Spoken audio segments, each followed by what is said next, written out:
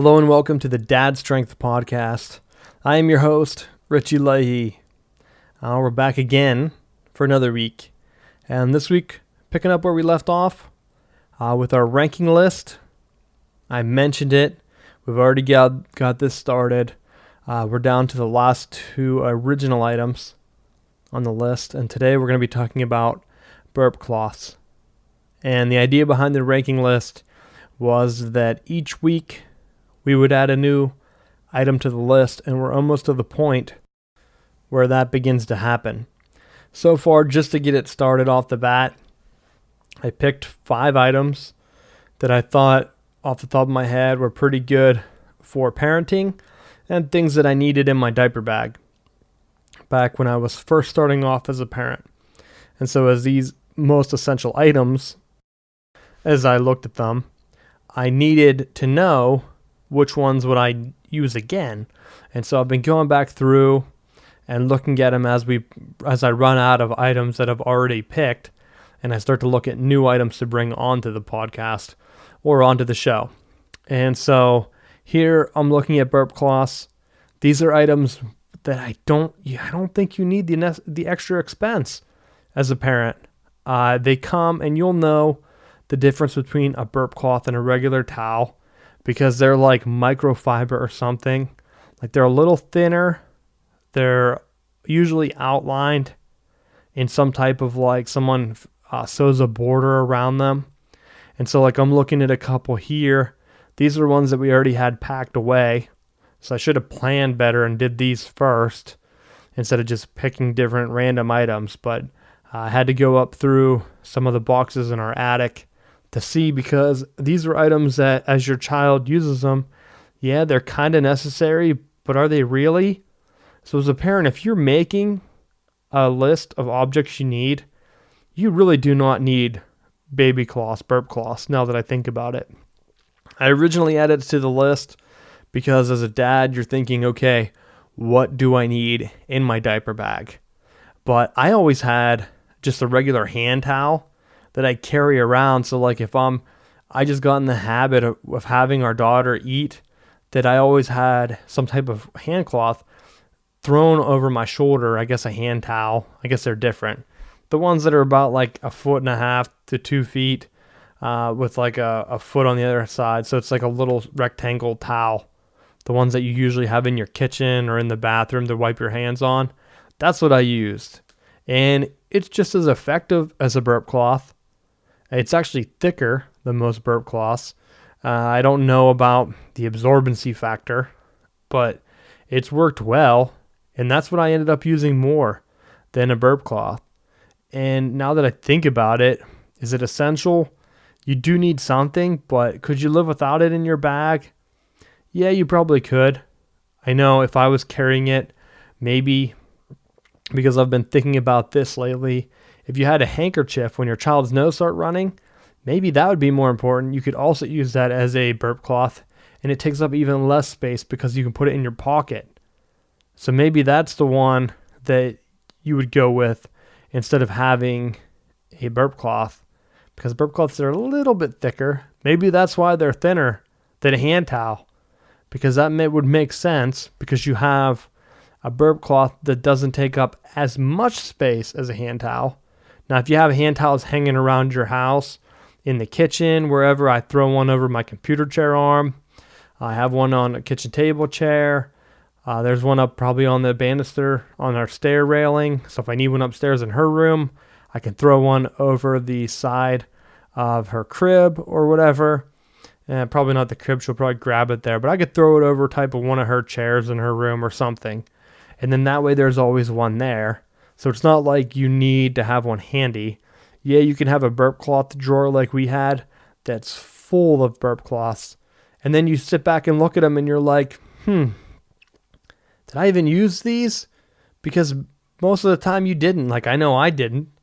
I look at some of the burp cloths that I pulled out and I think, I haven't even seen this one before. And so maybe that's something to think about as you're looking through. I know as items on my list of the most essential items for dads, I don't know how important it is looking at it. And so when I look at things, I try to think, because I'm thinking in the terms of if you're a new parent, you don't know what to do. You're probably going to be looking for some type of parenting podcast. Most dads that have kids that are grown up, they're not finding this podcast. They're not listening to it. So as a new dad, you're probably thinking, I should probably start to check out some parenting things. And I'm just sharing some of my ideas, some of my thoughts. And if I was going back to do it again, and we had a baby registry, I wouldn't put any Burp Cloths on there. Because I think for the same price, because they're all overpriced, all baby things are overpriced because they play into your significant other's feelings and shopping instincts where they think, I need to have that, that's cute, or whatever. And so they jack the price up. They throw it on the baby registry so that you're looking at it and you're thinking, they say I need to buy some Burp Cloths. Like, what's the difference between that and a towel? And they don't know because there is none. Oh, it's microfiber, it's soft, it maybe doesn't have detergent on it or dyes for your children. Maybe the dye will irritate their skin, but I haven't had any trouble with that. I mean, maybe I have, and I just haven't noticed. I don't know. But to me, if I'm going to lay down $10 for a pack of like 2 towels or 5 towels, whatever they come in, you could probably buy a pretty good hand towel for that. And then the hand towel you wash once a week or so. I mean, unless you're getting milk on it or food. I mean, well, yeah, I guess when the child's younger, they do burp up milk a lot. So maybe having a ton of these small Burp Cloths would be beneficial. But again, I don't remember using them all that often. As a dad, I didn't. Maybe our daughter, I don't even know. Because I don't even remember them being in our travel bag. So I don't even think that our daughter needed them when we traveled. That's what I'm trying to think of, but I don't remember. All I know is that if I don't remember using something, because there are some things in this box that I remember using all the time, and I don't remember using Burp Cloths all that often. So that's something that as I look at our dad's list, I'm just putting that out there so that you know, to me, Burp Cloths aren't that essential.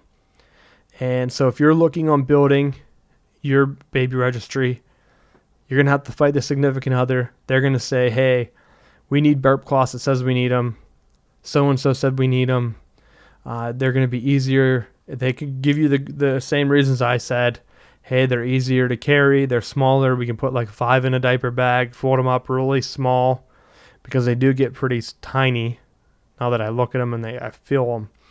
But to me, I'd probably just throw 2 hand towels in the bag and call it a day. Because most of the time, well, our daughter didn't even burp up that much. So I guess we could have just got lucky in that regard. We got lucky in a lot of areas, probably, because she's been a great kid to have growing up. And maybe the Burp Cloth would be more handy if she used it more. But like, I remember her throwing up in the car twice, and she's 1.5 years. So it's not that she hasn't thrown up. It's just that she's only thrown up 2 times. And I can think of both of them. Then that means that she hasn't spit up all that often. And then even burping, she didn't burp too much. And when she did, she handled it like a champ.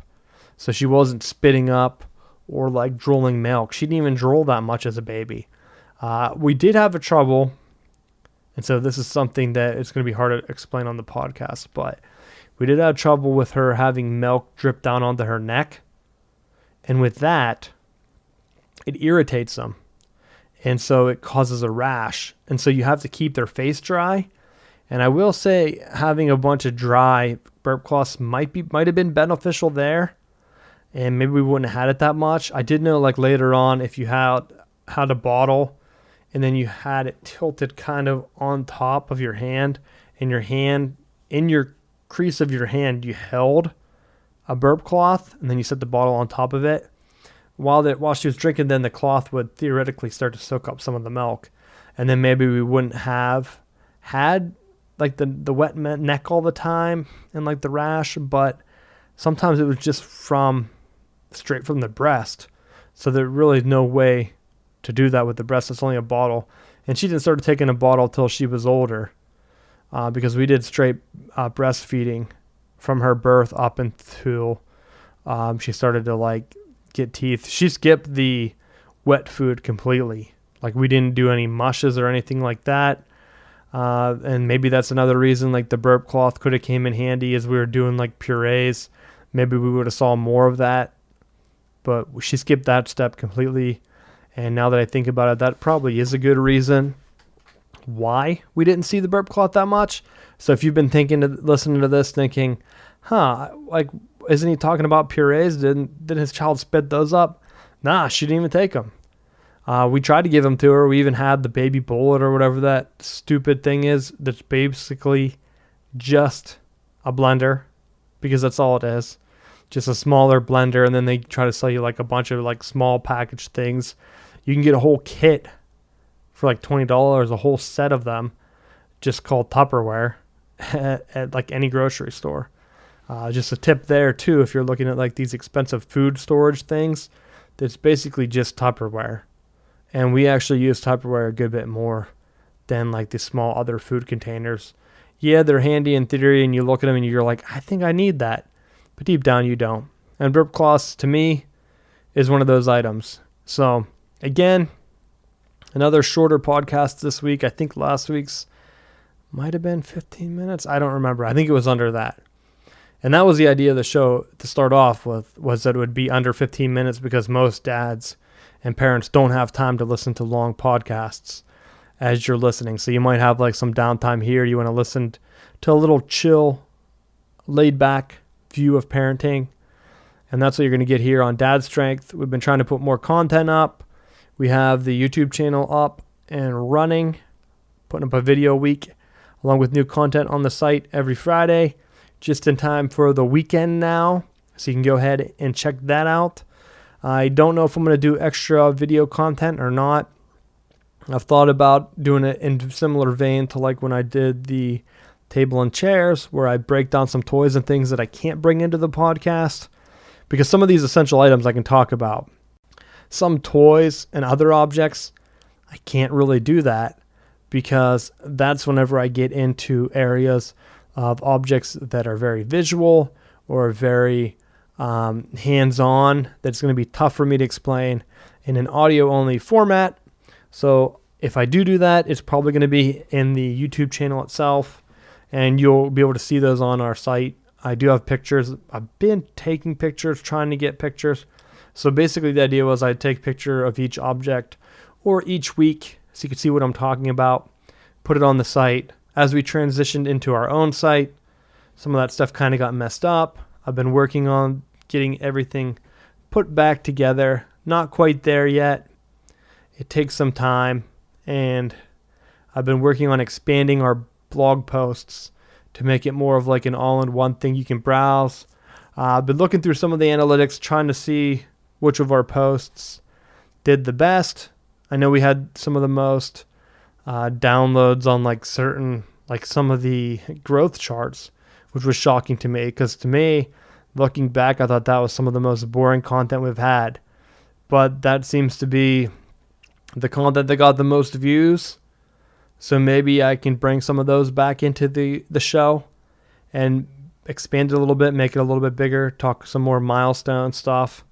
I don't know, because I can break down the milestones even further.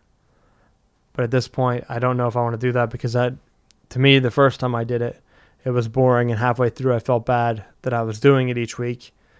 And so I wanted to try something different, which is why I tried the videos. But maybe that's another reason for some of the complaints I received back when we switched to video. Those have ceased. So it looks like everyone's good. All the listeners, if they haven't quit before, like our original format of the shorter podcast. And then I'm working on getting the extra stuff up on the site. So again, thank you for listening. I appreciate it. And if you have any questions or comments, please reach out to me. I'm just looking at putting some of those together. I don't have too many though, so I might only do like one question a week on the podcast, and I can kind of riff on it and talk about it. But that's going to be it for the show this week. So we have one more of the original next week. You can check that out. And I think that's baby wipes, if I did them right and I didn't miss one. But that's it. Check it out next week. Thank you for listening. Visit our site, dadstrength.us, to vote up objects. And I'm your host, Richie Leahey. See you next week.